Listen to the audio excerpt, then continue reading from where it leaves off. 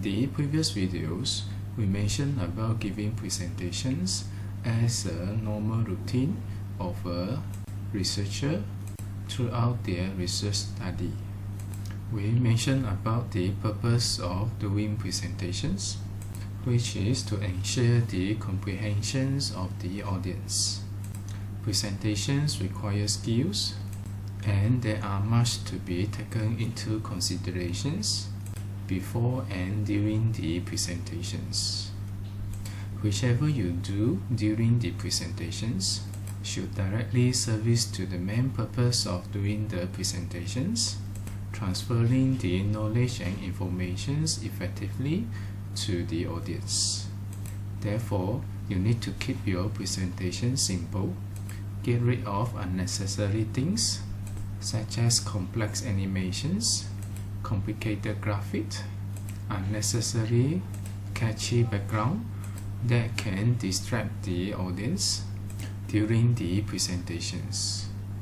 It was mentioned that good presentations tells a story, dealing with the important aspects of the entire research work, such as stating the problem and the research questions to be addressed, highlighting the importance of the research study, providing information regarding the methodology carried out, explaining why those methodology has been chosen and how it was successful, as well as outlining the discoveries acquired from the research, and so on and so forth.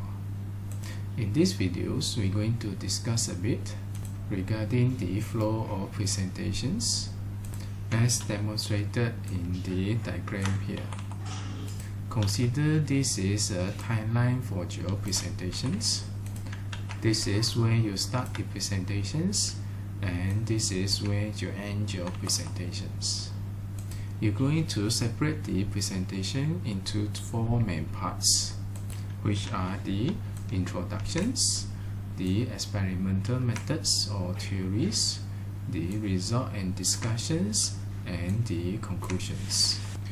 Within the introduction sections, you're going to establish the title, which is normally given at the title page. Provide the motivations of conducting the research. This is related to the background of the study.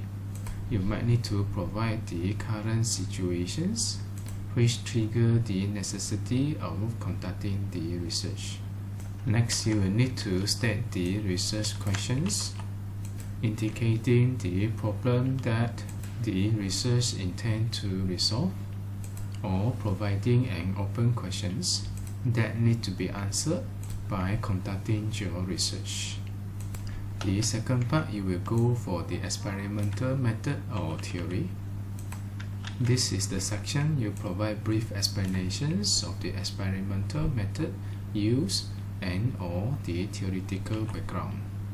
You may provide some information regarding the literature review in order to build up the understanding of the audience, as well as introduce the state of art that is related to your topic.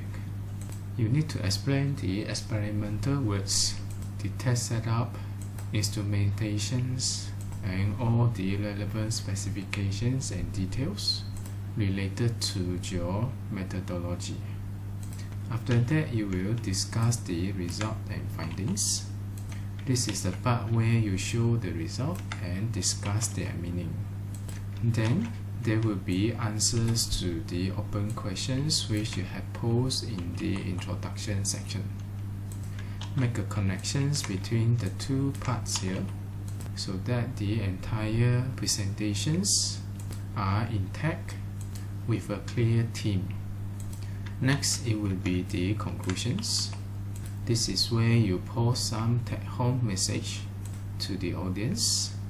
You want the audience to be able to remember the main message of your entire presentations, even though they are unable to memorize every single point that you have mentioned throughout your presentations. You might need to provide the main results, impacts, and also unsolved issues during the conclusions. And then lastly, it will be the acknowledgements, outlining the references that you have used for you to accomplish your research study.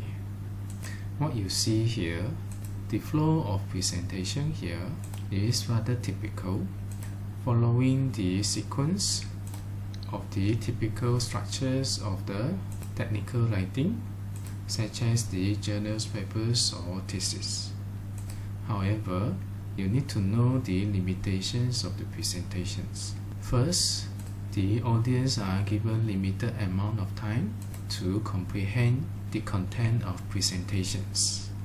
Second, under the normal circumstances, there is no rewind or repeated explanations given during presentations.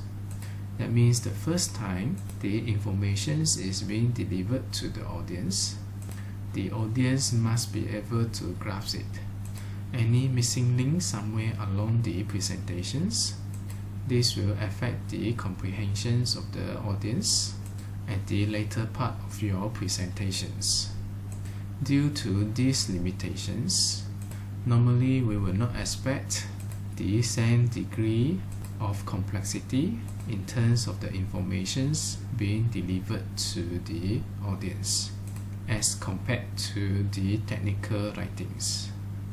As in the technical writing, if the readers find difficulty to understand certain statement, the reader may always pause a while and read through the statement several times, or reread the entire sections in order to find the heads and tails. This is nearly impossible in the presentations unless the Q&A sessions is given. In that case, the details and specifications, which normally appears in numbers and figures, are not the main emphasis of presentations. You may provide those to demonstrate you have all those details given. In the case that the audience would like to look for answers on certain particular specifications or details, they may retrieve from your presentation slides. However, the focus of the presentations is more towards something which is easily memorable, such as in terms of the principles, in terms of the storyline, in terms of the connections between the elements in the research, and so on and so forth. On that note, you do not expect your presentations to give 100% information as given in your technical writing during the presentations. Most likely the amount of information that you can provide to the audience, which at the end of the day that the audience can remember, it will just be some takeaway message. Most likely it's going to be less than 30% of the informations that you have in your technical writing. This is normal, and you will need to distinguish between the limitations of the presentations as well as the technical writings. There are still advantages for the presentations where you can have verbal communications with the audience through eyes contact, as well as the observations to the response of the audience during the presentations. You will be able to decide whether you should go more detailed in order to enhance the understandings of the audience, or whether you should omit certain part which obviously is not of interest of the audience, that the audience perceive it is not significant. This demonstrates the importance of the eyes contacts and interactions with the audience during the presentations. The focus of the presentations will be on the essentials and main things. Those minor things, if the audience is interested, they may refer to your technical writings.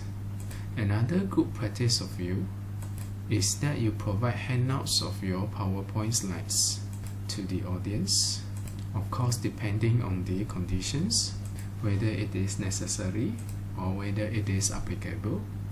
With the handouts given, the audience are given extra options to have the opportunity to revisit certain presented slides for them to reconfirm or to acquire better understanding in the case that they miss some part of the presentations. It also allows the audience to make some notes onto it in case that there are any new ideas or some inquiries that pop up during the presentations, which can lead to the further discussions with the presenters.